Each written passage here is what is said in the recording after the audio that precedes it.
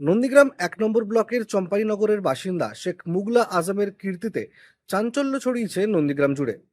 আবাসের বাড়ির জন্য আবেদন করেছিলেন মুগলা আজমের পরিবার।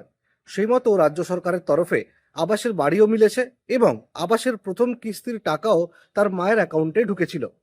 তবে সেই প্রথম কিস্তির টাকা তুলে তিনি নন্দীগ্রাম ১ নম্বর ব্লক সমষ্টি উন্নয়ন আধিকারিকের অফিসে গিয়ে তিনি জমা দিয়েছেন। কারণ হিসেবে তিনি জানিয়েছেন, বর্তমান দ্রব্যমূল্যের সঙ্গে পাল্লা দিয়ে কোনোভাবেই ১,২০,০০০ টাকায় সম্পূর্ণ বাড়ি করা সম্ভব নয়। তবে তিনি যদি বাড়ি না তৈরি করেন তবে সরকার পদক্ষেপ নেবে। তিনি যখন বাজারে যান তখন দ্রব্যমূল্যের সঙ্গে পাল্লা দিয়ে ১,২০,০০০ টাকায় কোনোভাবে বাড়ি করা সম্ভবপর নয় দেখে পুরো টাকাটাই তিনি নন্দীগ্রাম ১ নম্বর ব্লক সমষ্টি উন্নয়ন আধিকারিকের অফিসে তিনি জমা দিয়েছেন। আর যা নিয়ে চাঞ্চল্য ছড়িয়েছে নন্দীগ্রামে। আপনার তো আবাসের টাকা ঢুকেছিল, আপনি ফেরত দিলেন কেন?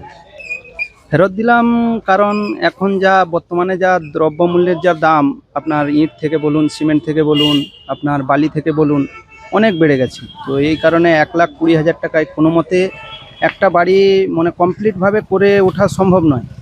আপনি মিস্ত্রি খরচা থেকে বলুন, সমস্ত কিছুর কারণে আমি দেখলাম যে একটা বাড়ি ১,২০,০০০ টাকায় কোনো মতে সম্ভব নয়।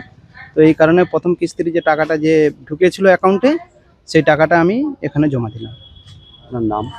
আমার নাম শেখ মুখলা আজম। আমার মায়ের নামে বাড়িটা হয়েছিল। বাড়ি?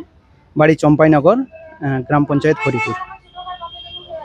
পূর্ব মেদিনীপুর নন্দীগ্রাম থেকে সৌম্যজিৎ চট্টোপাধ্যায়, কলকাতা টিভি।